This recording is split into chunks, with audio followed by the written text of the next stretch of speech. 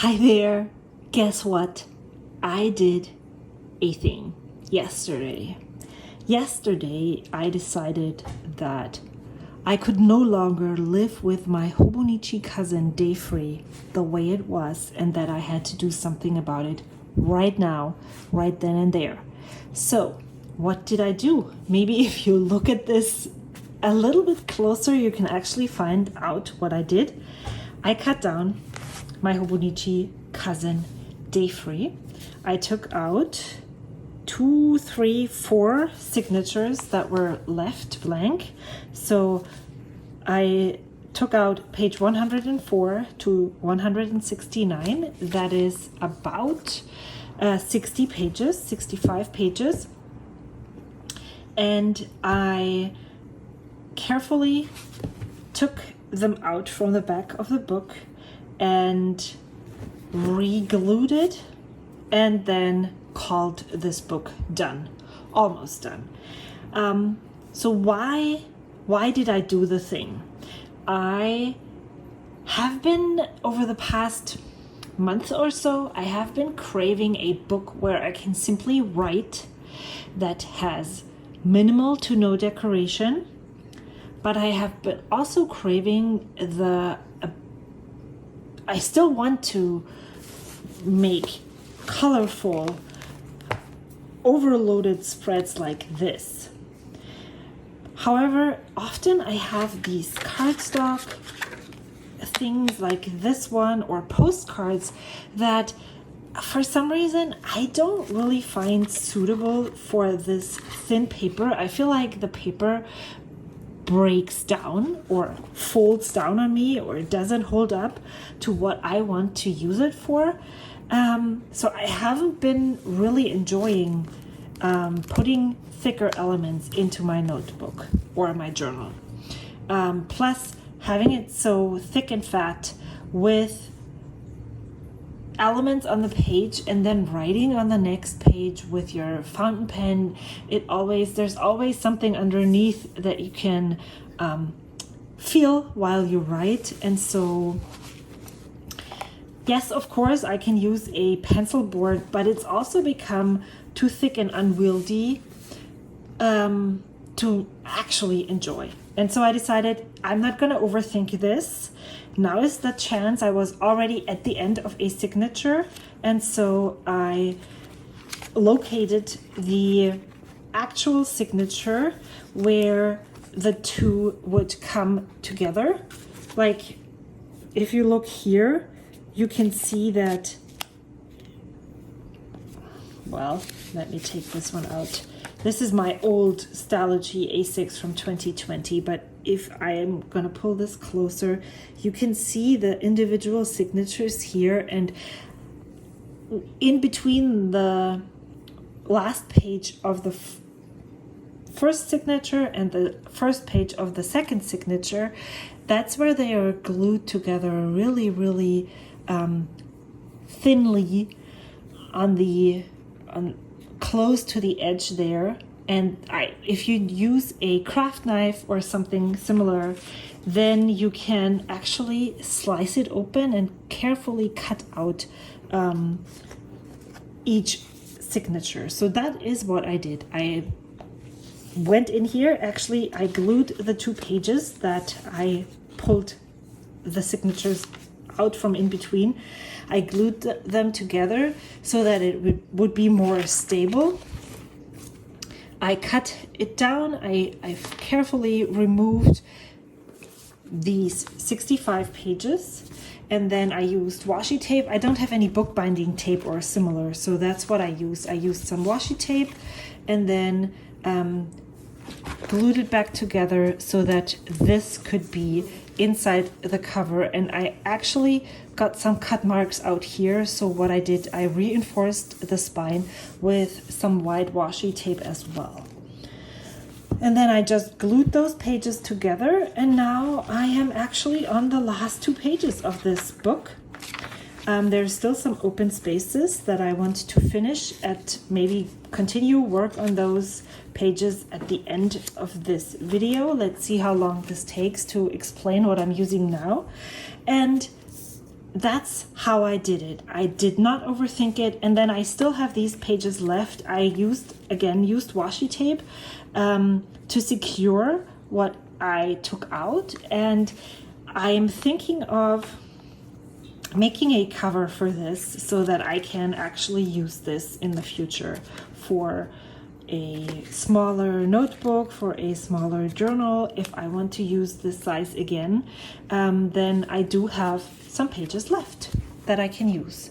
And I think it definitely, like 65 pages is a really nice size to use as well, a thickness. Doesn't look like much because, as we all know, this is Tomoe River paper, but it's definitely usable.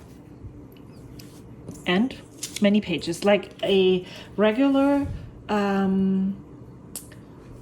standard size Traveler's Notebook insert has 64 pages. So that would be the size of a regular standard size insert. So what am I going to use now? I decided that I would look into my stash and not buy anything new.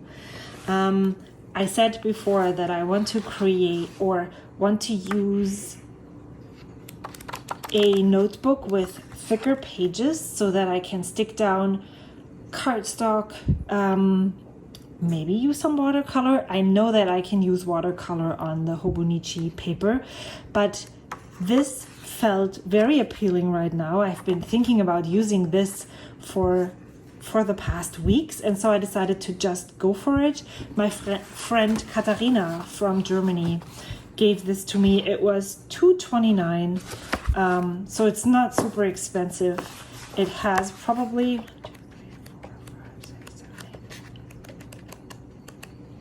I didn't count. I started counting it. I would say probably maybe 32 pages or so.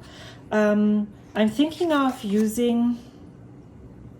Now, did I do it the wrong way?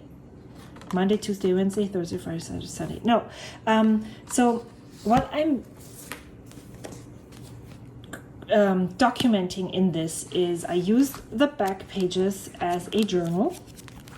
And then I have the monthly spreads out here where I write down a snippet of each day. And since we are really close to the start of September, I decided to finish out the month, finish this journal, fill in the empty spaces that are still left in the back here.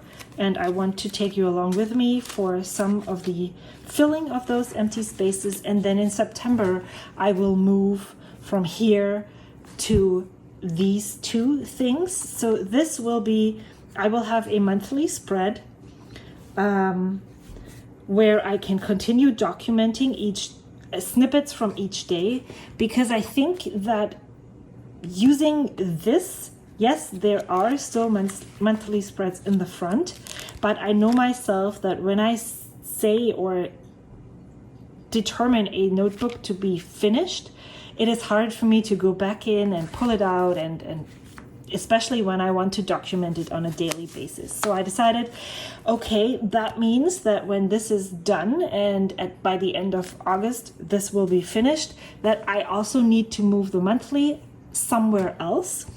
And that will then be in here. I'm creating one right now. And this will probably be 2.5 centimeters by 4. So it's probably a similar size to what is here. And then I have this space left and this space left to be creative in one way or another. And then I will use the rest of these pages in September for being creative. And then once October rolls around, I will know if this actually works, if I like it, how I like it, and if this works, I will make my October spread right in there and continue working in it. And then if this is done by the end of December, that would be awesome. Then I can move into something new in the beginning of 2022. If it is not, I will think of something else and use something else. Not sure that the creative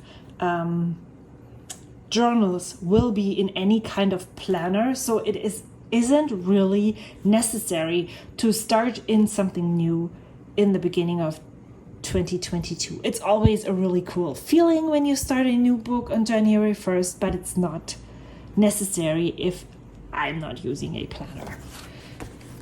And then for the writing, I have decided to make, finally, wow, can you see how this has already patinaed over time? I haven't really used this, but this looks so loved and used. It is a cover from Horan Leather Works, and I absolutely admire the craftsmanship that Kelsey puts into this. I think she is changing her Instagram back to Kelsey Creates. I won this cover in a giveaway last year and I have never used it. So I want to finally start using this. This was originally supposed to be my journal for poems and quotes that I find, but since I want to use this for writing mostly, I might be able to scatter the quotes in between, or just not do that, because it is almost September and I have planned or thought about using this for that specific purpose in January and haven't started. Maybe I don't want this as badly as I thought I wanted to.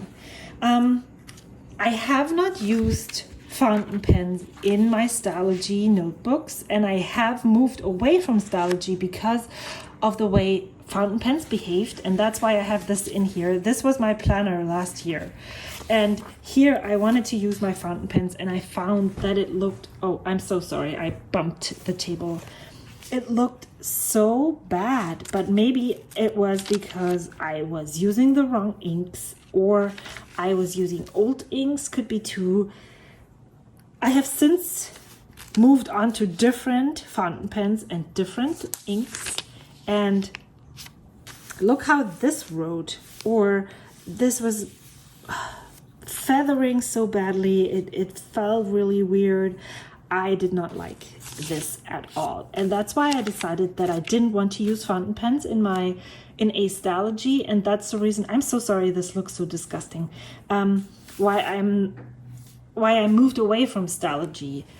So now I'm going to write with fountain pens in a Stalogy, but let me show you what my currently inked palette looks like and how it doesn't feather and how it doesn't bleed, which is really surprising. So these are the inks that I have currently in my fountain pens with different nib sizes ranging from extra fine to medium and different pens.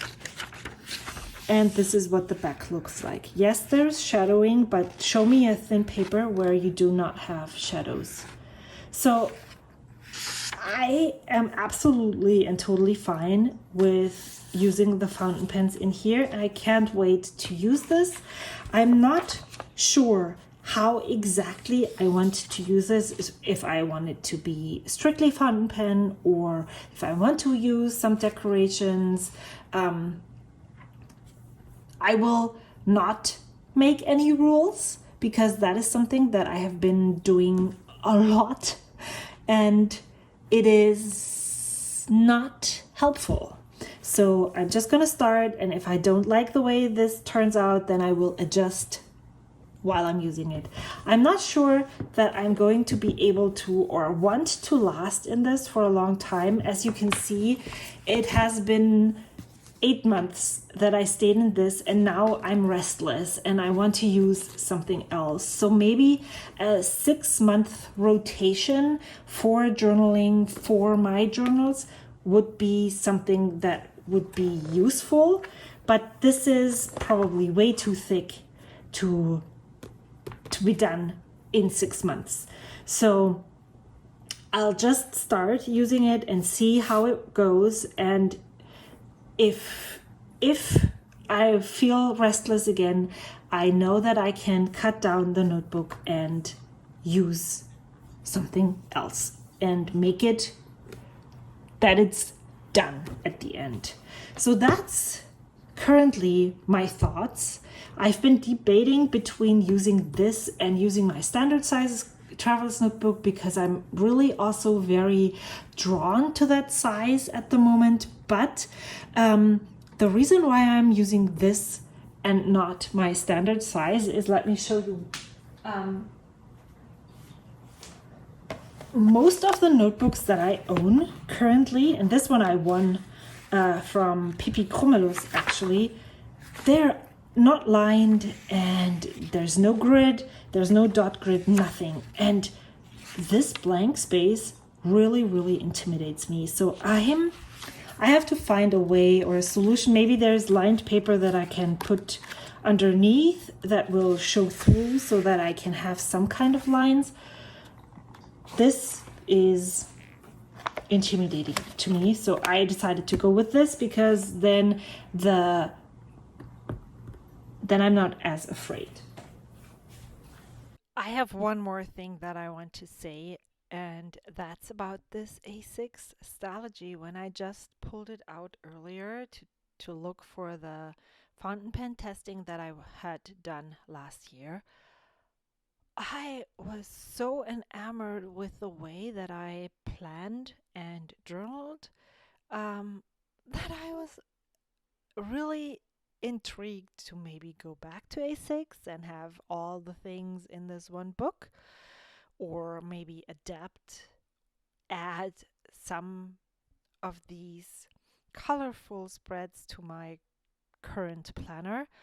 I don't know, how do you feel when you grab and flip through old things that you have used before? Let me know in the comments below. I have actually decided to make this video a standalone video and post it right away um, this Saturday, so I can come back and tell you more about it in the near future.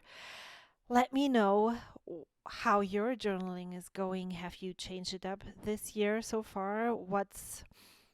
Are you eager to finish this year and start something new? What are your plans, especially with the Hobonichi release coming up really, really soon? Thank you so much for watching this time around, and I will see you soon. Until then, bye.